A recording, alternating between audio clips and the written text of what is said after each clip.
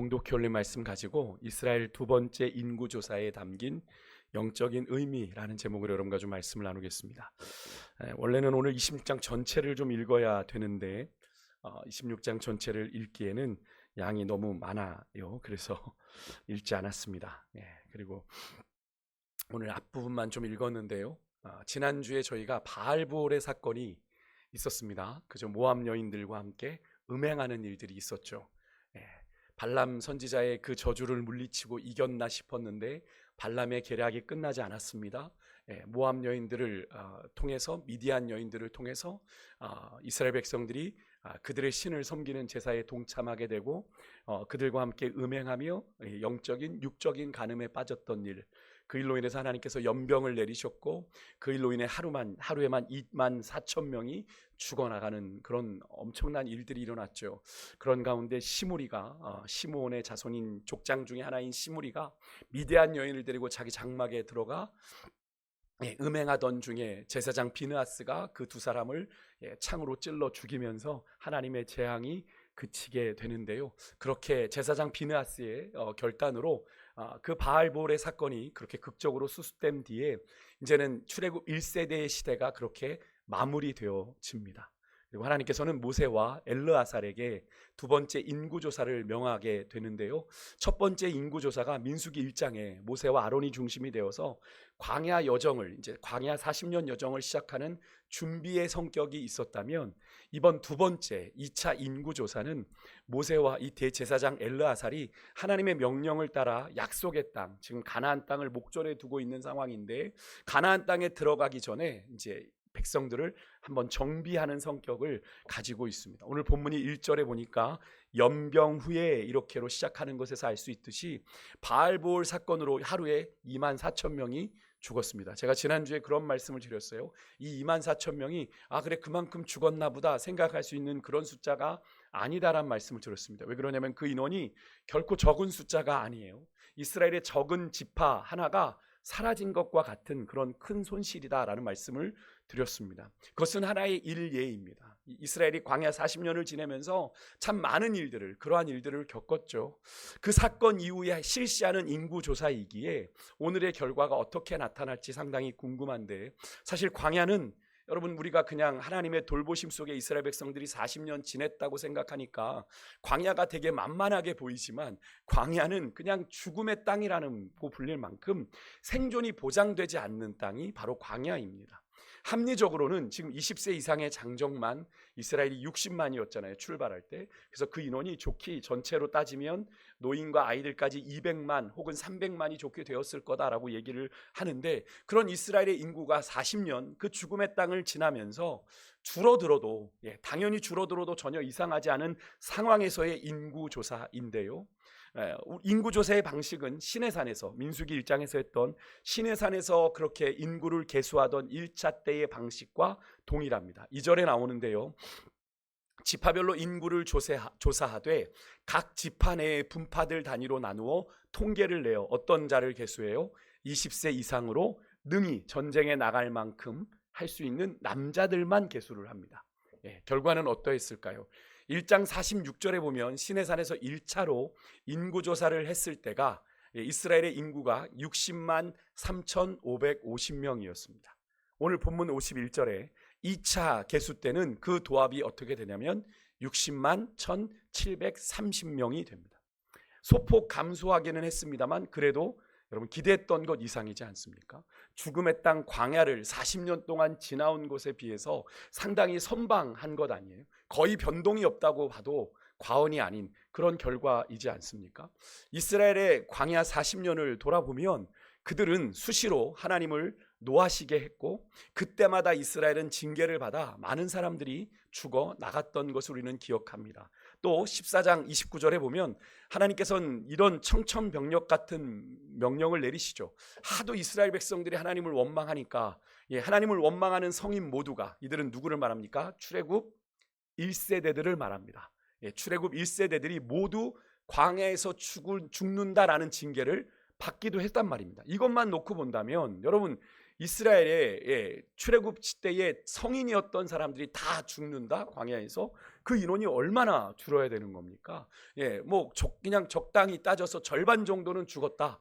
그러면 이제 한 150만 이렇게 돼야 되는 상황인데, 지금 60만에서 30만 정도 돼야 되는 상황인데 그 인원이 그대로 60만이다. 이것이 무엇을 의미하는 것 같으세요? 하나님이 이스라엘 백성을 그럼에도 불구하고 사랑하시고 그들에게 복을 주셨다라는 증거인 거죠. 근데 여러분, 우리의 삶도 여러분 그러하지 않습니까? 저는 오늘 우리가 민수기 이 부분을 여러분과 이 수요 예배 때, 그것도 이제 마지막 이제 다음 주 물론 수요 예배가 있습니다만 2025년을 거의 막바지에 놔둔 이 수요 예배 때 이 말씀을 나누게 된 사실이 저는 개인적으로 참 놀랍고 은혜가 됩니다. 여러분, 한 해를 마무리하는 시점에 하나님께서 40년 광야 생활을 정리하고 약속의 땅 입성을 준비하며 실시한 인구조사에 대한 이 말씀을 묵상하게 하셨다라는 것. 여러분, 사실 인구를 다시 계수한다라는 건 새로운 시작을 의미하기도 하는 것이거든요. 그런 의미에서 새로운 시작, 우리가 새해를 준비하며 한 해를 조용히 믿음으로 마무리하고 있는 우리들에게 참 오늘의 이 말씀 본문은 참 적절한 본문이지 않나 하는 그런 생각을 해보게 되었습니다. 의도적으로 제가 맞춘 것 아닌데 그냥 민수기의 말씀을 순서대로 제가 여러분과 나누고 있는데, 하필 이맘때 이 부분을 묵상하게 된 것이 참 은혜이지 않습니까? 우리가 올 한 해 2025년을 어떻게 살아왔는지를 한번 돌아보았을 때 늘 좋은 일만 있지 않았습니다. 그죠?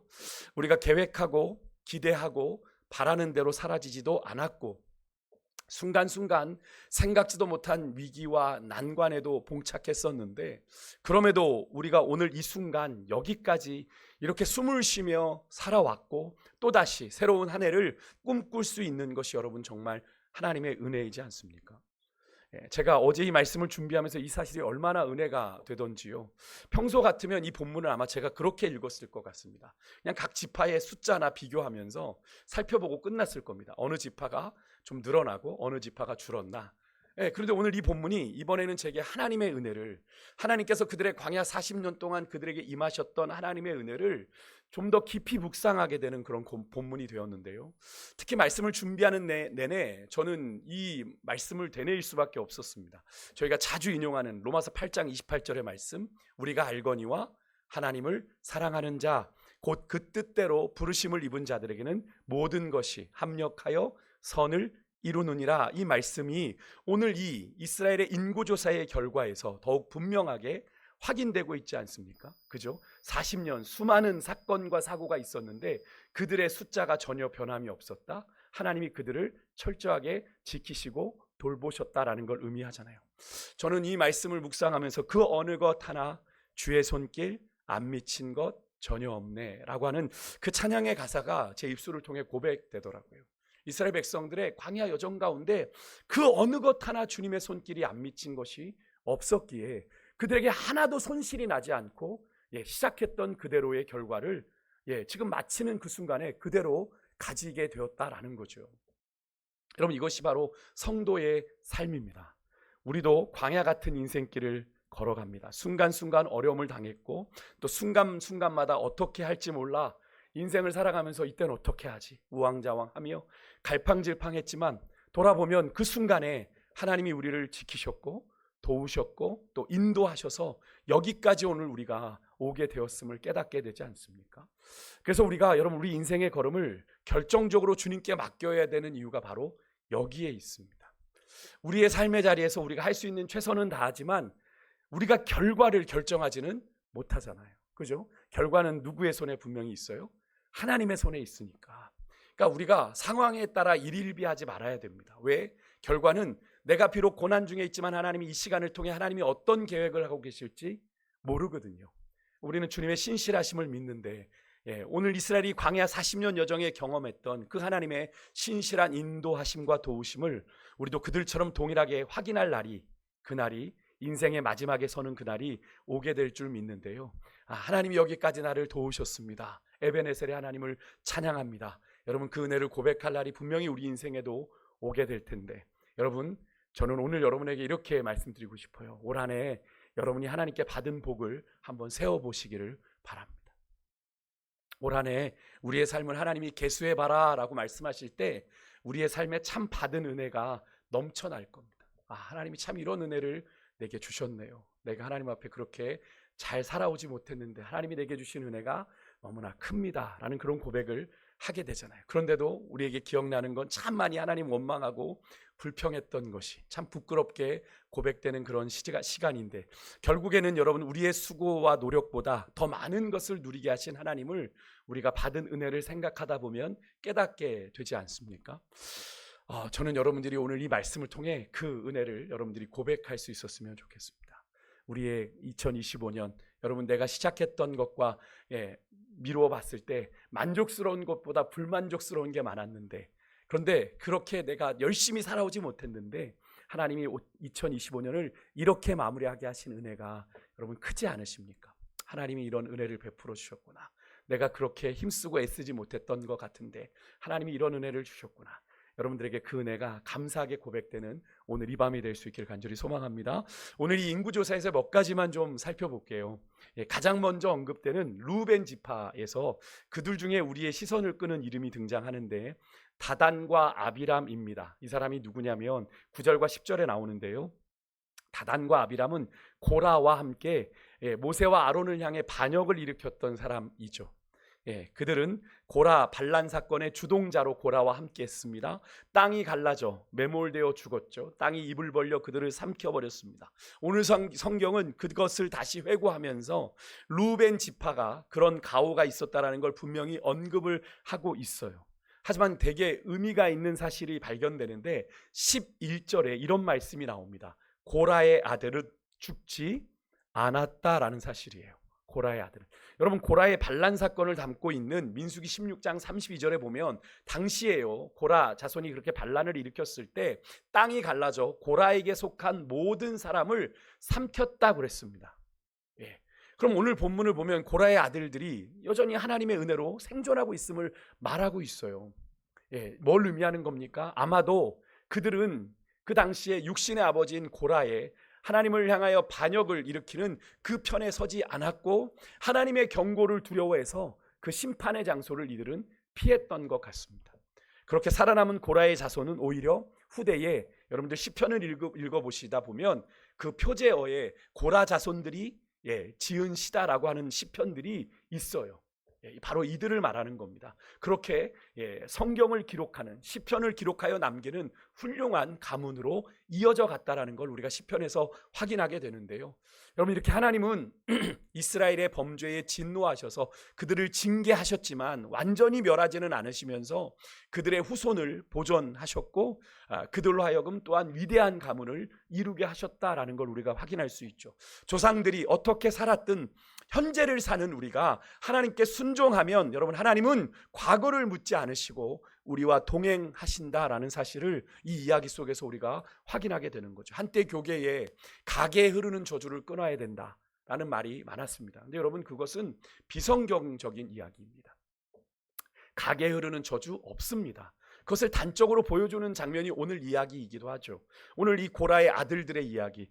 그들은 고라의 자손입니다. 고라의 아들들로 하나님의 저주로 같이 망해, 그죠? 죽음을 당해도 전혀 이상하지 않은 자들이지만, 그죠? 하나님께서는 과감히 아버지 고라의 편에 서지 아니하고 하나님 편에 섰던 이들을 하나님께서 저주 아래 두지 않으시고 구원해 내셨던 거죠. 그래서 그들이 지금까지 생존해 있는 것 아니겠습니까? 이 사실은 여러분 신약에 넘어와서 예수 그리스도의 십자가 복음 아래서 더 분명해집니다. 갈라디아서 3장 13절에 보면 그리스도께서 우리를 위하여 저주를 받은 바 되사 율법의 저주에서 우리를 속량하셨다라고 분명히 사도 바울은 선언합니다. 그러니까 우리는 더 이상 그 저주 아래 머물 수 있는 자들이 아닌 거죠. 그리스도의 십자가에서 그 저주는 다 끊어졌습니다. 그런데 자꾸 가게에 흐르는 저주가 있어 그 저주를 끊어내야 된다, 그거를 풀어내야 된다, 이런 식의 비성경적인 이야기를 하는 것에 우리가 놀아나면 안 됩니다. 여러분 가게에 흐르는 저주란 없습니다.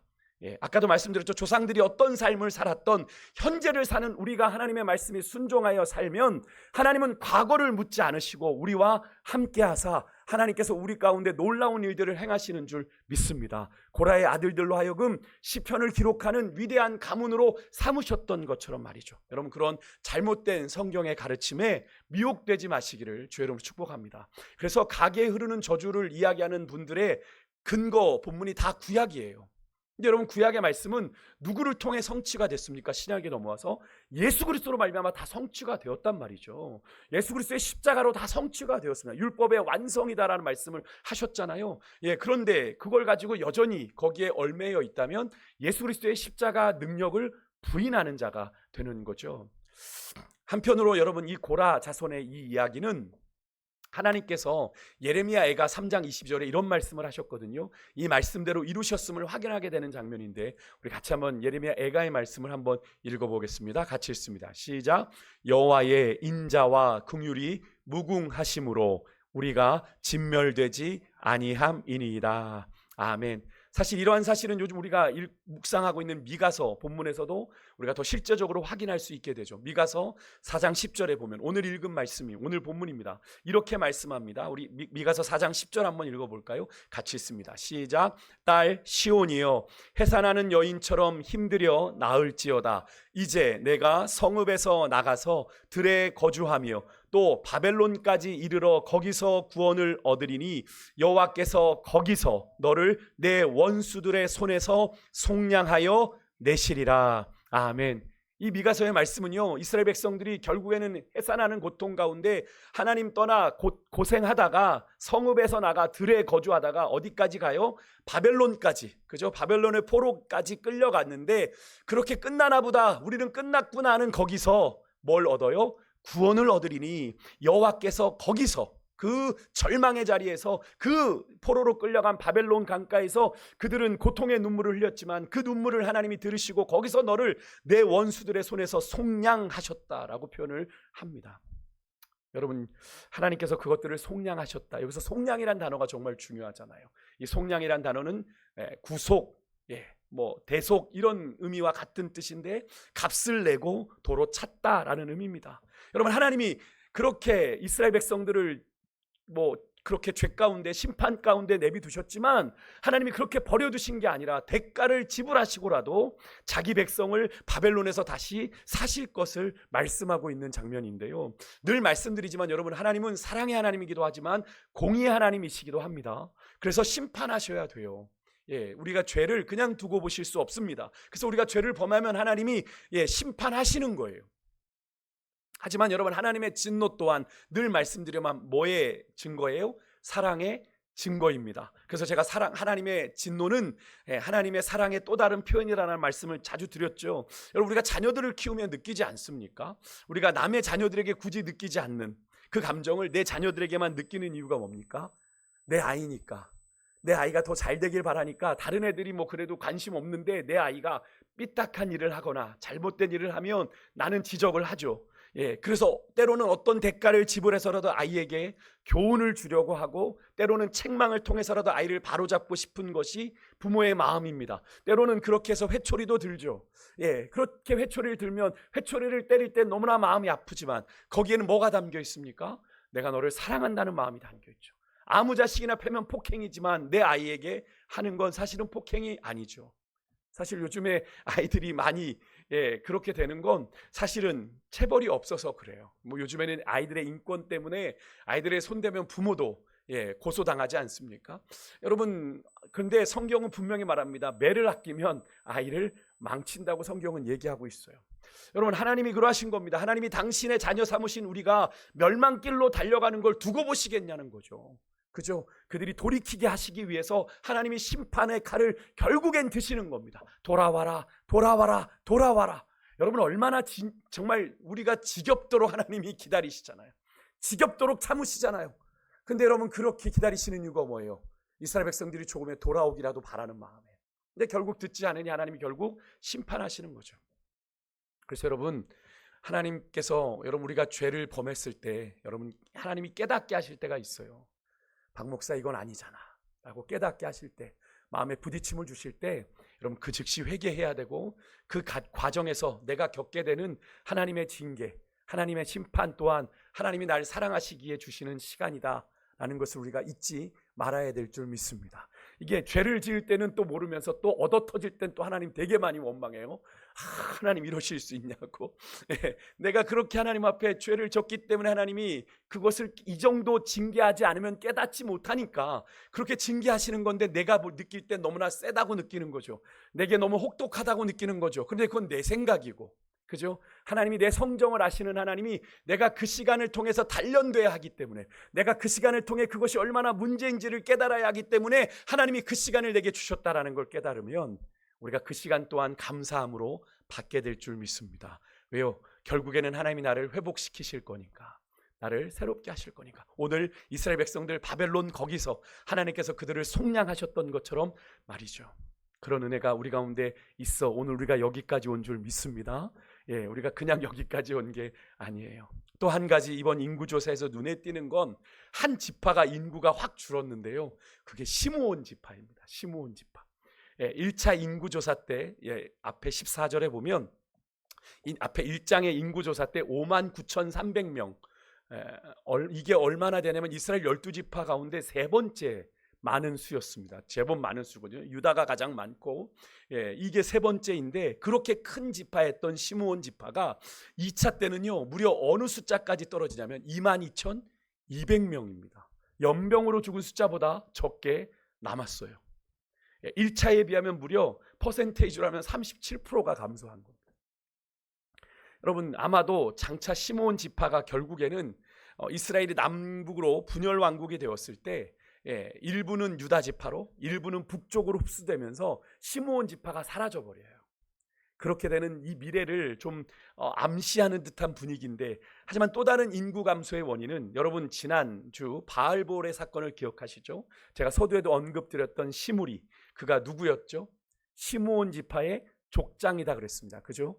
그가 미디안 여인과 함께 뻔뻔한 음행을, 하나님이 연병을 내리시고 있는 걸 보면서도 전혀 거리낌을 느끼지 못하고 미디안 여인을 장막으로 데려가 음행을 벌이던 그 사람이 바로 시므리인데, 그 시므리가, 족장 시므리가 바로 시므온 지파의 족장이었습니다.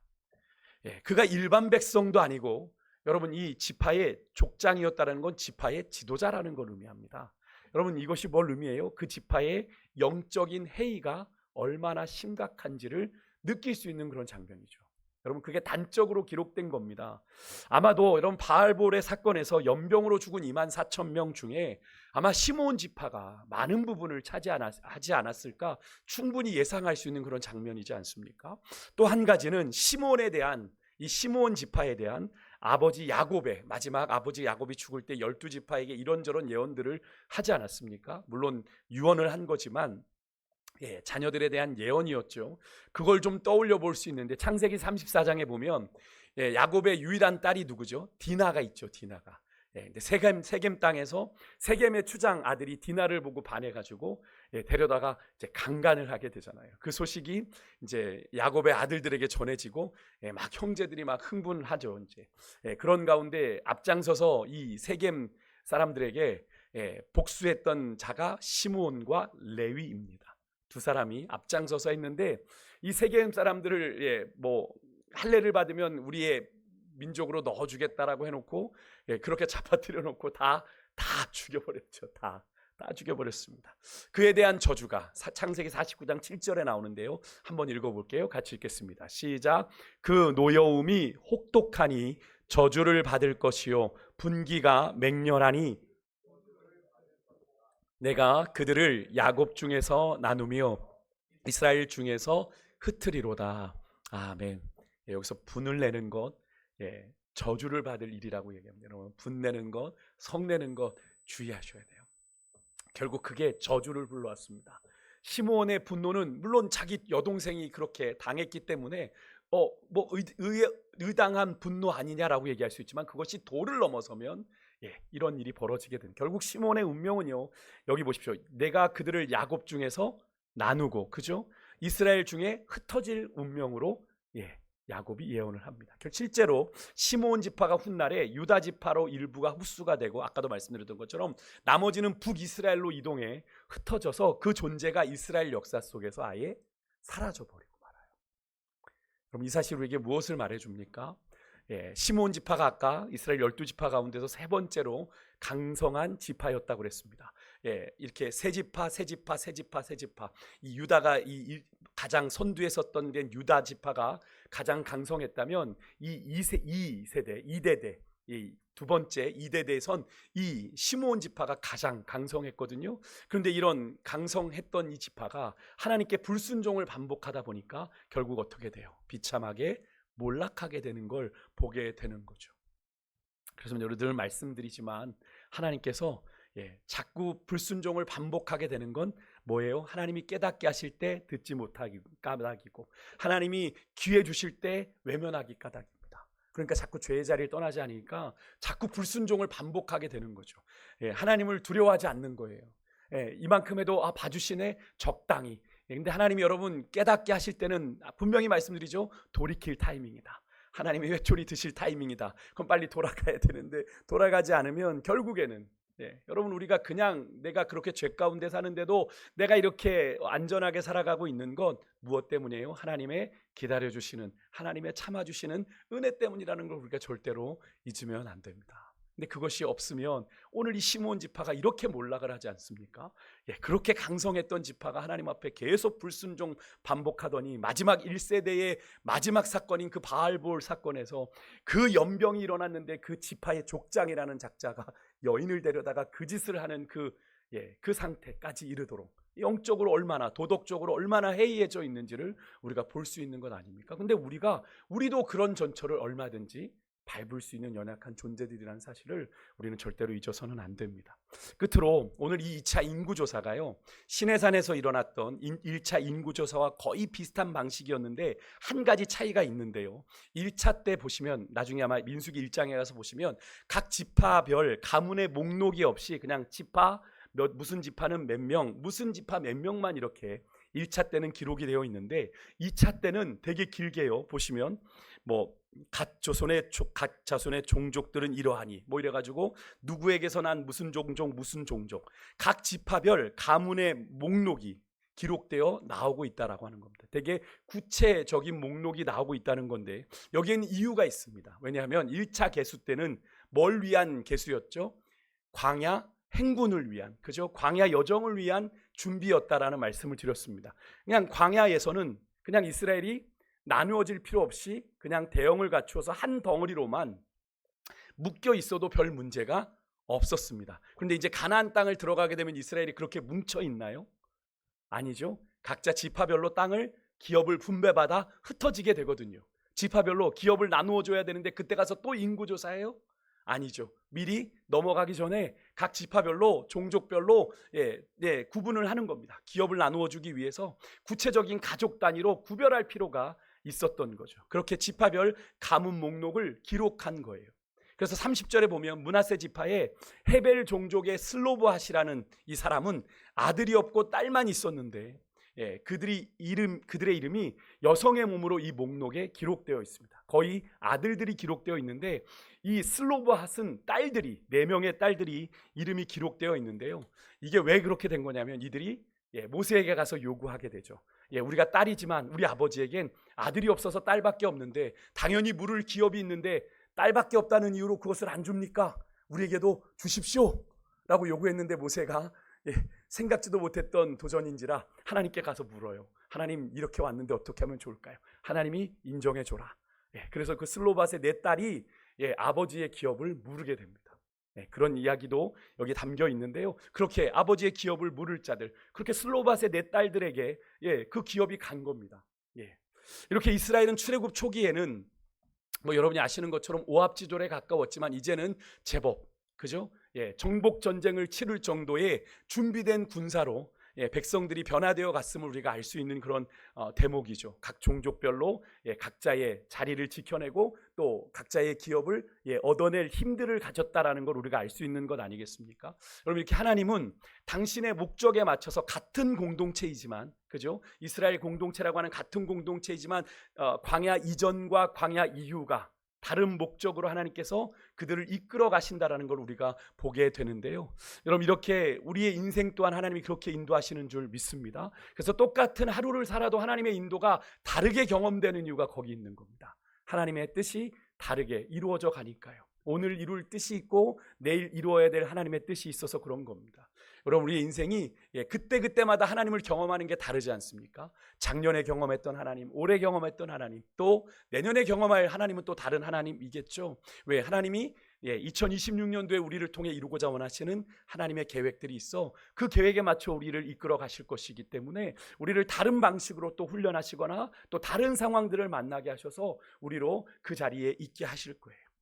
여러분, 하나님은 그렇게 우리를 따라 우리의 형편과 당신의 목적에 따라 우리를 그렇게 인도해 가시는 분이라는 사실을 여러분 믿으시길 바랍니다. 말씀을 마칠게요. 오늘 우리는 이스라엘의 2차 인구조사를 좀 살펴보았습니다. 무엇보다 우리가 기억해야 될 건 한 가지입니다. 여러분, 제가 서두에 말씀드렸던 것, 40년 전 시내산에서 있었던 1차 인구조사 때와 광야 40년 여정을 마치고 지금 약속의 땅을 목전에 두고 이 모압 평야에서 강 건너 요단강 강 건너 약속의 땅을 목전에 두고 실시한 이 2차 인구조사 사이에 인구 변동이 거의 없었다. 이것이 무엇을 의미한다고 그랬어요? 죽음의 땅에서 40년 이스라엘의 수없이 반복되는 그 불순종의 역사 속에서 그 어떤 손실도 손해도 입지 않았다. 이걸 무엇으로 여러분 설명할 수 있습니까? 무엇으로 설명할 수 있어요? 운이 좋았다? 그러기에는 너무나 많은 숫자 아닙니까? 하나님의 은혜로밖에는 설명할 수 없는 일이죠. 일찍이 그들의 조상 아브라함과 맺으신 언약이 있어 하나님은 이스라엘의 거듭된 배반과 불순종에도 참으시고 당신의 언약을 변하지 않으셨다라는 겁니다. 그죠? 이것이 그저 당시에 이스라엘에게만 국한된 이야기일까요? 아닙니다. 오늘을 하나님의 백성으로 사는 우리들에게도 동일한 은혜인 줄 믿는데 여러분 잊지 마십시오. 우리의 불순종에도 불구하고 하나님의 은혜는 우리 인생 가운데 조용히 강물처럼 흐르고 있습니다. 그 은혜가 있어 오늘 우리가 여기까지 온 거예요. 그래서 저는 새벽마다 그런 고백을 합니다. 우리 새벽 오시는 우리 권사님 집사님은 아시겠지만 제가 매일 새벽 아침을 맞을 때마다 저는 그런 마음으로 새벽을 맞이합니다. 오늘 하나님께서 내게 또 인생에 새로운 기회를 주셨구나. 내가 어제 실패했는데 오늘 다시 주님께 더 나아갈 수 있는, 주님의 뜻을 이룰 수 있는 또 새로운 기회를 주셨구나라는 걸 깨닫게 되는데요. 여러분, 어제까지 우리가 어떻게 살아왔던 상관없이 주님은 새로운 오늘을 우리에게 주시고 또 새로운 말씀을 주셔서 또 하루를 살게 하십니다.